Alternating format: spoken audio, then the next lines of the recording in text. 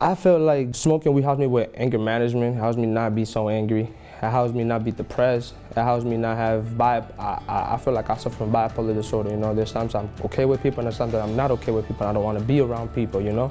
Weed is the main thing that helps me, you know. I wish I could stop doing it, you know. It's a goal that I have in life because I don't want to do this for the rest of my life. I don't want to feel like everything I do is because of weed, you know what I'm saying? I don't want to feel like, I just want to feel like I gotta rely on smoking marijuana to be somebody in life.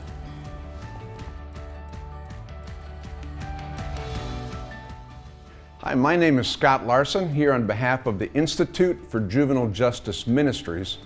In this section, we're going to be talking about addiction, particularly drugs and alcohol, and their impact on juvenile offenders. So if the race conversation is the most painful and charged, addiction is definitely the most despairing, both for the addict or the problem user, and maybe even more for the one who loves that person and is trying to help in some way. I've been involved in working with juvenile offenders now for more than 30 years. I began to notice two phenomena that just kept coming up over and over, and were almost supernatural in their source. One was gangs, the other was the 12 steps of AA. Both were flourishing, and both kind of defied all of the typical rules of organizational growth. There was no manual to it, there was no central office, no regional managers, no advertising, and yet they just seemed to expand. Gangs, of course, coming from a more dark side if there was a spiritual force behind it. But the 12 steps in AA coming from, I think, an authentic move of God in this century, freeing probably more people who were enslaved to addiction than any other thing in history. And so it was about a decade ago that I wanted to learn much more about it in close. And I found a person who I'd heard was a great sponsor and met with him. His name is Dick. And just told him, you know, I don't know if I have the qualifications to be a sponsor. I'm not an addict, at least not of drugs and alcohol. And he said, well, if I was open to two things, one, a completely new experience with God, and I was willing to rethink everything that I already knew about drugs, alcohol, myself, he would consider it. And I said, let's do it. And he said, well, take some time. Let's get back in a month. Really think this through, because it's going to be a commitment. And I did, and decided to go forward with him. And we met over the course of almost 2 years, every week, and just went through the big book and did what it said to do. Now, steps 4 and 9 are usually the big overarching ones people think about, resentment inventories in step 4 and going and making amends in step 9.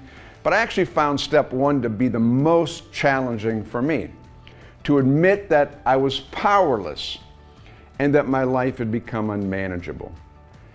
And of course, everything I've worked my whole life to do is to manage it, keep it manageable, and to maintain power. And it just seemed very counterintuitive to not only admit I didn't have that, but to embrace it or surrender. And even though Dick would ask me sometimes, well, what do you really have power over? Or what do you really have the ability to manage? It was a real challenge. But as I embraced that in that process, it was a real transformation took hold in me. And I realized that while it may not be drugs or alcohol or some external thing that had me gripped in addiction, things like controlling people or attempting to control people, they fit me very, very well. And I would say for all of us, addiction plays a role. For some it is chemicals or sex or porn or food or shopping. For others of us, it's work or approval or controlling others. Whatever we use to fill a void in us and then use it to excess. And so recovery invites us all to the table. And to really be getting the most out of this session, you have to think both about the young person you're working with, but then about me, because in recovery in general, the one who's helping is the one who's also understands they have the same common struggle. And so while each of us has something that we could certainly label as addiction prone in our lives, we want to focus here on drugs and alcohol with the adolescent. In some ways, it is the perfect storm, combining the adolescent group think, their perceived invulnerability, their quest for adventure, the lack of impulse control, along with these powerful and painful realities of chemicals. Today, more powerful than we've ever seen before, and the realities of addiction on the human being and particularly on the adolescent. And I'm calling here on the work of a good friend of mine, J.C. Chambers, who's an adolescent drug and alcohol counselor, tragically died recently, way before his time, but was probably one of the most effective people working with kids who were resistant to not only adults, but resistant to people trying to help them in their addiction or their drug use. Kids were sent to him routinely to fix or to help in some way. Kids who saw their main problem as just adults in their lives who were demanding that they quit using drugs simply because they failed their last urine analysis. And of course, everyone else hits their proverbial bottom long before this kid ever hits his. It's like with any kind of an addict, if there's 0.1% chance of making it through this thing without having to give it up, hallelujah, there's hope. And the reality is, for kids, there's enough supports around them that they seldom get to that place. And yet, we can work with them. It begins, though, really realizing that this is the issue of the kids. And yet it's important that young people begin to own their own problem as theirs if there's going to be any kind of movement coming for them. When we first opened a home for boys coming out of juvenile jail back in 1990, one of the early young people we had was named JP. And I remember one night he came home just wasted, well after his curfew, and he came down and I said, "Listen, JP, what is it you want anyway?" And he said, "Well, I'm an addict, I'm an alcoholic, as you can tell, so it doesn't matter what I want." And I said, "Okay, I get it, but do you want to get well?" And that's a question Jesus asked a man who was paralyzed for 38 years. Do you want to get well? He said, "Well, my parents are, my grandparents, and I am. And so it doesn't really matter whether I want to get well or not." Well, I said, "Listen, you're living here, you're moving ahead with your life. I'm willing to get up in the morning, spend time with you, do whatever it takes, but do you want to get well?" And after several back and forth interactions like that, he finally said, "No." And that was a tough reality. But it is a reality that until somebody is really ready for them, there's not a lot of movement forward.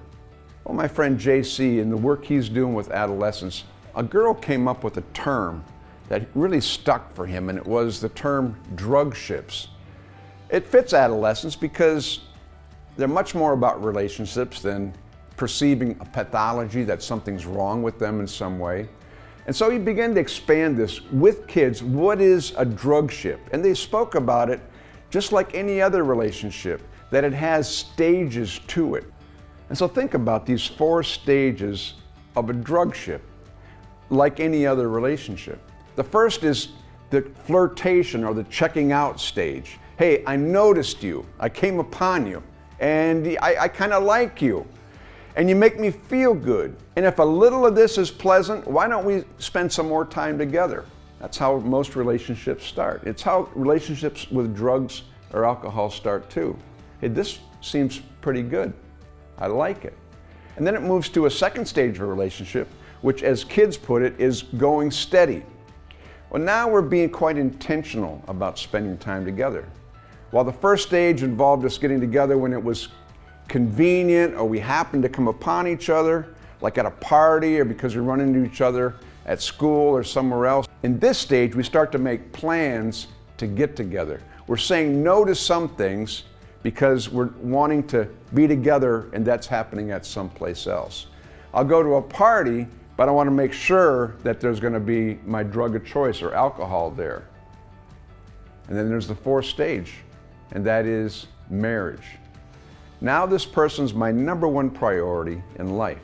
When kids are presented with this metaphor, they generally get there pretty quick. Hey, yo, I'm married, and I'm married to an abusive spouse. And just like for someone caught in an abusive marriage, it's difficult to get out. William Glasser, an adolescent psychiatrist, termed adolescent drug use as being unhappy people who've abandoned relationships with one another for non-human pleasure. And that's why we have to see addiction very much connected to what we talked about in an earlier session about trauma and pain. Addiction is a pain-based behavior.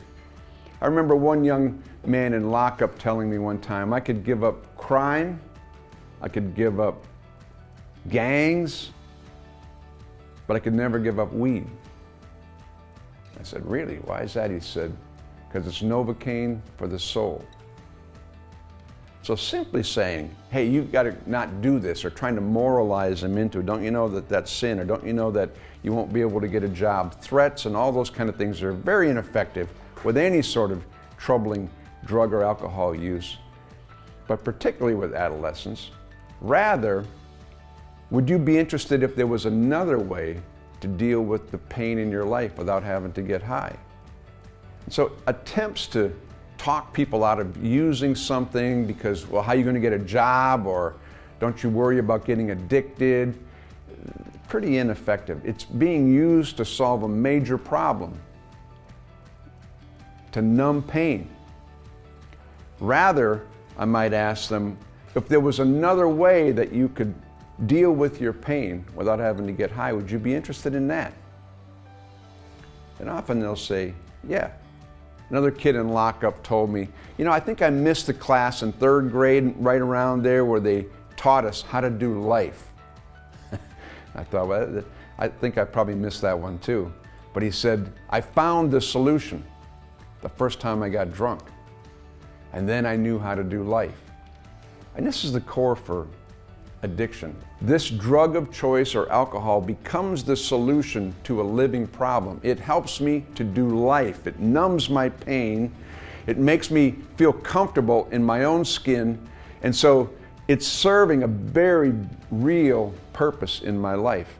And any attempt to take that away is a big threat. Even people who do achieve sobriety later in life still come back to the same living problem. And that's why, unless we're dealing with that, we're not really creating healthy people.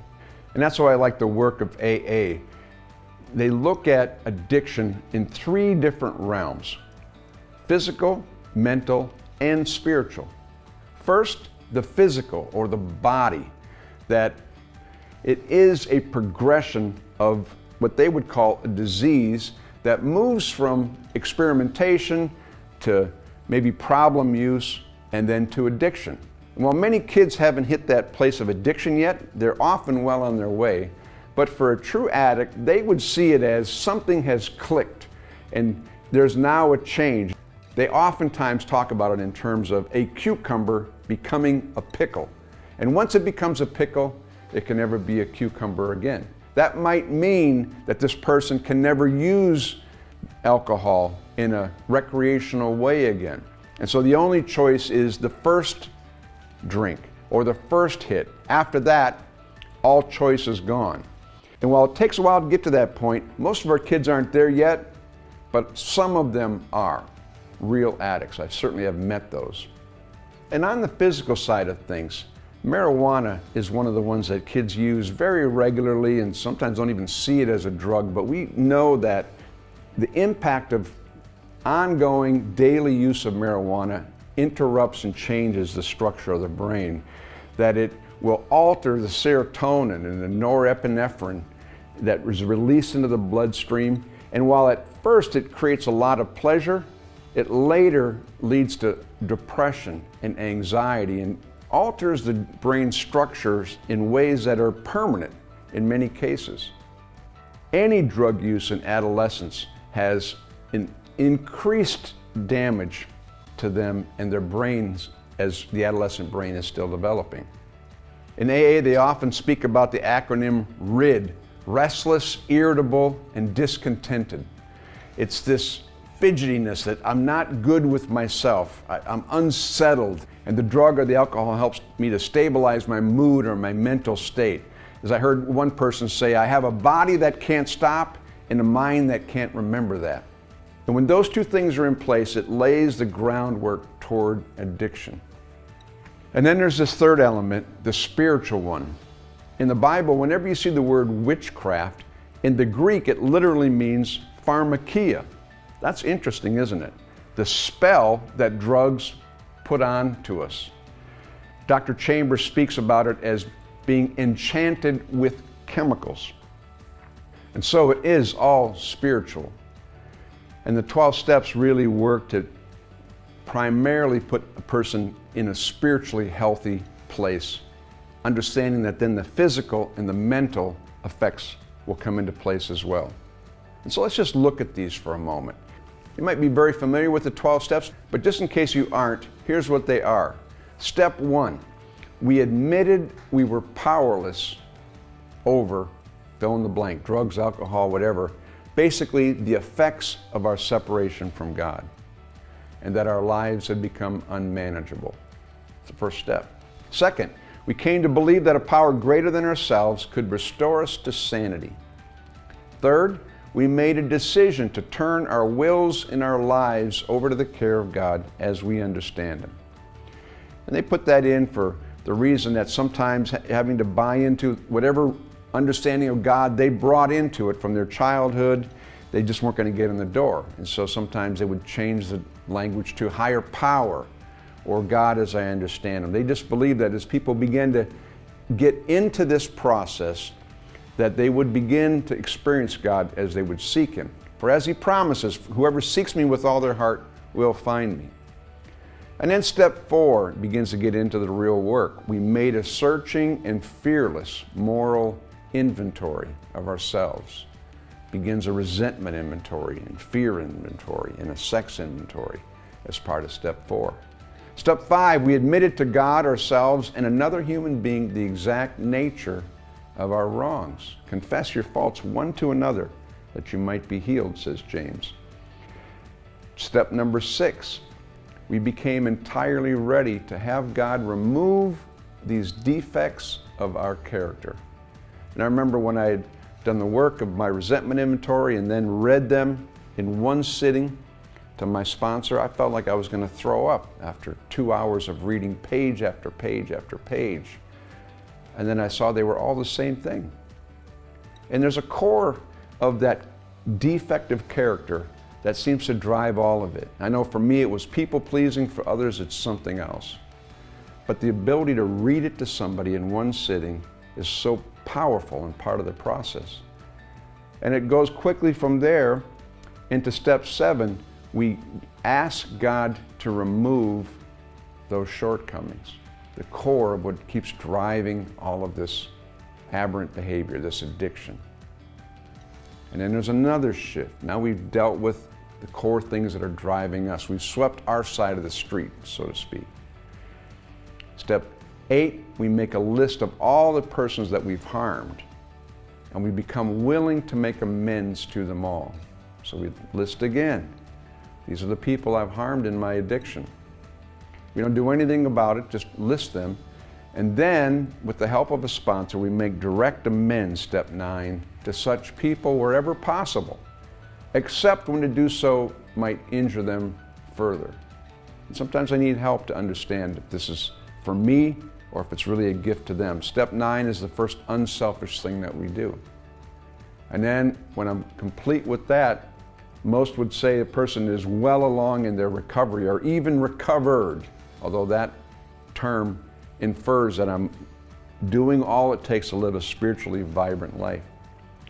Steps 10 through 12 are how I maintain this. 10, I continue to take personal inventory, and when I'm wrong, promptly admit it. I find myself coming back to step 10 over and over when I'm stuck taking this personal inventory. What did I contribute to what happened? How did this offense affect me?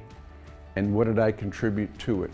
Step 11, we sought through prayer and meditation to improve our conscious contact with God, praying only for knowledge of His will and the power to carry that out. And then finally, step 12, having had a spiritual awakening as a result of these steps, we tried to carry this message to others and to practice these principles in all of our affairs. It's a very spiritual process. Bill Wilson and Bob Smith didn't come up with it out of the air. It was really based out of what at that time was the Oxford group, and there were 6 steps, and those are based out of the book of James. And then Bob and Bill expanded it into 12, breaking some of the more complex things down into very simple steps. Well, there are numerous models. There's Celebrate Recovery, which is really 8 steps based out of the 8 Beatitudes, and there are others as well. But most of those that are successful in dealing with troubling drug and alcohol abuse all deal with 3 aspects. One is the individual's choice and surrender to a higher power. Second, they're done in community. So while it is an individual choice, it's not something I do by myself. It is the community and a sponsor. Johann Hari wrote a book, Chasing the Scream. And in it, he said, the opposite of addiction is not sobriety. The opposite of addiction is connection. Hence, drug ships, and why that makes so much sense to kids. A big part of the addiction process is that it's a community ritual that occurs, and that has to be interrupted with something more positively community-oriented. And the third is a serving dimension. Everybody who's in recovery is serving somebody else, and it's all what Step 12 is about. We take this and bring it to other people, sponsor somebody else, help somebody else, even before I'm all the way there myself. A well-known phrase is that the only way you keep this gem of recovery and vibrant, spirit-filled living is to give it away. So what are the implications for juvenile justice ministry workers? First one I would say is to understand that addiction is complex, and you're not going to solve it in a weekly Bible study or necessarily a one-on-one mentoring with a kid. They're in a process. Addiction is a process, and recovery is a process. That role, though, is probably a lot more counterintuitive than you may be aware. In the transformational literature, there's a phrase that significance breeds resistance. The more I'm trying to get somebody to understand how important this is, the more they're going to resist it. Well, we all know that. It feels like someone's trying to control me. And J.C. Chambers, in his work with kids who are sent to him from the courts or from the school, will sit down and have an attitude right off the bat, and he always starts saying, listen, I just want you to know that I'm not invested in your sobriety. And they'll say, well, what do you mean? I thought you were a drug counselor. That's why I was sent to you. Well, if you get clean, that would be awesome. That's up to you. That's your business. I want to get to know you. And if there's some way that you deem that I could be helpful, that's what I'm interested in. Well, it takes all of the resistance away. And kids will much quicker start to talk about, well, I have a problem, and can you help? And even there, he said, probably not. This is your journey. I might be able to walk with you in some ways, be a listening ear to you in some ways, offer you some tools, but this is your deal. The second thing is to discern the difference between helping and enabling.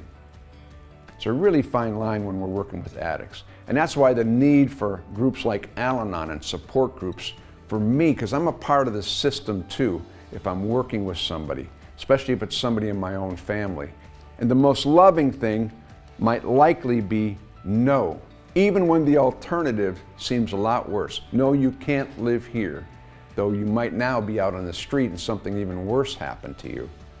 And that is a necessary component to close the gap of that 0.1% chance that I can get through this thing. It's a painful process, and one that I can't speed up, I can only delay.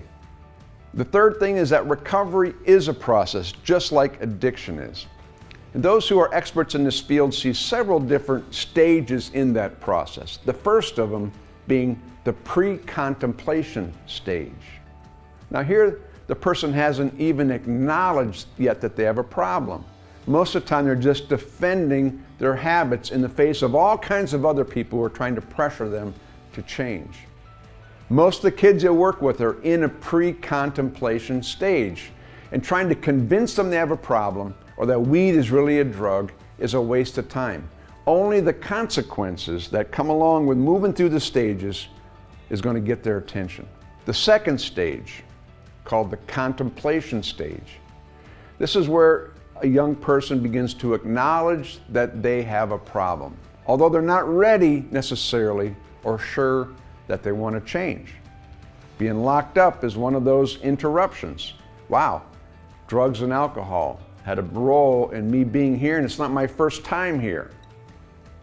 But usually in this stage, the conversation is, how am I going to better manage my drinking or my using so I don't end up back here? They're not necessarily looking for a solution to getting out of it, just a better way to manage it. But being locked up or coming to a group you may be leading does give some alternatives for connection, counseling, talking about my feelings, experiencing sober relationships, forgiving, calling on God to help. All of these start to pose a different reality that I don't need weed to be the Novocaine from my soul. There's other ways to deal with my pain. All this happens in the contemplation stage. And then the third, called the preparation or the determination stage. This is where someone is now getting ready to change. Steps 1 and 2 of the 12 steps, and also step 3. We made a decision. We haven't done it yet, but we've made a decision to turn our will and our life over to God as we understand Him. It's also the research phase. I'm observing others who are making it. What are they doing? I'm doing some research, what's out there in the community. Maybe I'll attend a meeting or two. I'm researching because I want to get well. Stage 4 is called the action stage. This is really steps 4 to 9 in the 12 steps. This is where I'm taking effective action. It's where I'm taking deliberate action. And for most people, this stage goes 6 months or more. It may involve going to 30 meetings in 30 days. It may involve detox and treatment program. And sadly, it used to be treatment programs were 12 months and then 9 months and then 21 days. And today, insurance pays for usually no more than 14 days. If you think about it, somebody going in to detox, that runs 3 to 5 days, depending on what you're hooked on. And then if you're able to go into a program of 14 days, puts you back on the street at what? 19 or 20 days clean or sober. And one of the things we know is that serotonin levels bottom out at about 21 days clean, the very moment that somebody's being put onto the streets. Well, in an earlier section, we talked about systemic injustice. And whenever systemic forces are at work to hold people down, there is often a spiritual drive behind it, principalities and powers in high places. And I think that's one of the places it's operating. The witchcraft, pharmakia, that keeps people locked into hopeless addiction. Then there's the 5th step, the maintenance stage. When someone's moved through the recovery process, there's maintenance. And that's steps 10 to 12 in the 12 steps, but all the while it's remaining in community and serving. Healing comes through serving. Now it's interesting that the 6th stage of recovery is called relapse. Unfortunately, it's more common than not that somebody's going to relapse. And in general, it's 7 times is the average that a person will relapse. And that's after they really begin authentic recovery. We tend to think, oh good, I made it, I'm good, I can get back to my life finally again. We might start to at that point say, I just want to be normal and not be around all these other drunks and people. I want to be normal, and even start to use recreationally or drink socially, and then we find out if that's possible for us. It's not in the AA literature possible for a pickle to become a cucumber again. And so it may not be possible for this person to recreationally or social drink again. The only choice continues to be the first one, or they're back all the way down. Now the good news is, in a relapse, you don't have to go all the way back to step 1, pre-contemplation, or step 2, contemplation. You can just jump back into the action stage 4. and get back at it again.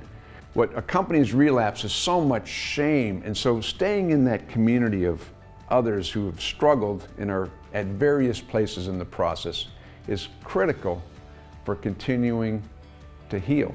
And then there's a seventh stage that some recovery experts speak about, and that is the transcendence stage. It's the outgrowth of a life that's spiritually vibrant. And I've seen so many people at this stage, people who have been forced to deal with such things as their resentments, anger, forgiveness, things that normal people can just live with and get by fine. For the addict, it's not a possibility. They're going to go all the way back down. And so they're forced in a way to deal with such core things of healthy living that I find myself trusting the people in the basement of a church on Wednesday nights a lot more than those who are on the stage on Sunday morning. Just because this thing that started as a curse has become a blessing. And who they've become through it is admirable. It's what got me involved in the 12 Steps in the first place, as I saw people who seemed to be in one sense hopeless, but had the strongest character on the other end of a recovery process. The Apostle Paul said in 2 Corinthians 12:9, "I now boast in my weaknesses, for his power is made perfect in my weakness." Addiction is an avenue toward that kind of power. Well, let me just say a couple other things. One is that addiction is a systemic issue. It occurs in family systems. And we spoke about this some in an earlier training. But in every family, people play different roles that maintain an equilibrium. There's always the scapegoat, and an addict is a scapegoat to be sure. And as long as we have a scapegoat, we can also have a good kid, and we can have an overachiever and the funny kid. And the family is balanced because we know who to blame when things go bad. So when somebody becomes sober and clean, they upset this system, this equilibrium. They're no longer the scapegoat, and now the spotlight shines on other people. And there is a very subtle but strong pressure to actually put that person back into the role that's familiar to all of us. And so that's why the number one person who will smuggle alcohol or drugs into a guy who's in recovery programs is his wife. Because she knows how to deal with a drunk. She's having trouble dealing with this guy who has opinions about how we raise the kids and spend the money. And she'll often say, "I liked you better when you were a drunk." And that's why Al-Anon was started shortly after AA, because those who were enabling this process and were such a part of it needed help as well. The final thing I want to say about this is that there's a grander systemic level. In this country, we've in many ways criminalized homelessness and poverty, race, and addiction. The war on drugs, which was launched in the 1980s and then ramped up every decade ever since, has put us as a nation in the highest incarceration rates in the world. We have 6% of the world's population, but 25% of the world's inmates, and many of them are there because of drug charges. There were laws that were also passed that gave unequal playing field to those who were charged with drug offenses. If you're convicted of crack cocaine, which is more in the inner cities, the penalties are 7 times greater than that of powder cocaine, which is more suburban. Hence, in some states, black men go to prison on drug charges at rates 20 to 50 times greater than white men. And so this also demands criminal justice reform. Well, as you can see, this whole area of addiction is a major contributor to delinquency and a very complex issue.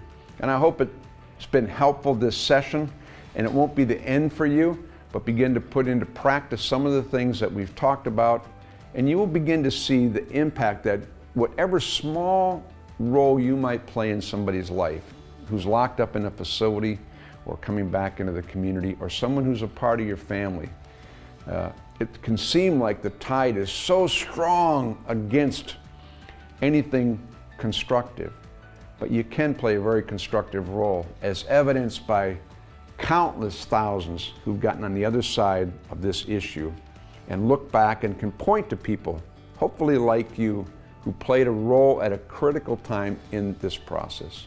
I want to thank you again for taking these classes in Juvenile Justice Ministries.